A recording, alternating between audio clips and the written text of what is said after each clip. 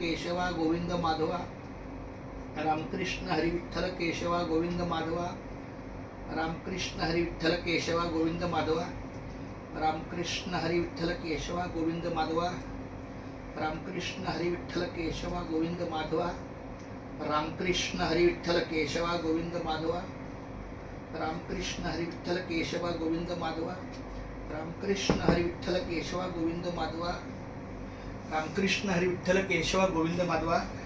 नमस्कार, रामकृष्ण हरी. मी हरिभक्त परायण चंद्रकांत पांडुरंग कारंडे या ठिकाणी मी आमच्या आबासाहेबांच्या सुपुत्राच्या कार्यालयात आहे, मयूर कांबळे साहेबांच्या.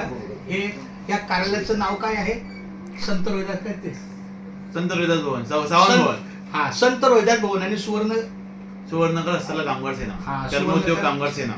अशा या कार्यक्रमामध्ये हे पवित्रच आहे. कारण या ठिकाणी आल्यानंतर एका बाजूला गणपती बाप्पाचं आसन आहे, दुसऱ्या बाजूला संत रोहिदास महाराज आहेत आणि एक प्रसन्नतेच्या वातावरणामध्ये माझं हे नामस्मरण, नामसागर आणि नामलेखन चालू आहे. तर मी जिथे जिथे मंदिर असेल किंवा एका तसं पाहायला गेलं तर प्रत्येक भूमी ही पवित्र असते, पण त्या प्रत्येक भूमीला एक चैतन्य असतं आणि इथं मला अतिशय सुंदर चैतन्याचा सहवास लाभला.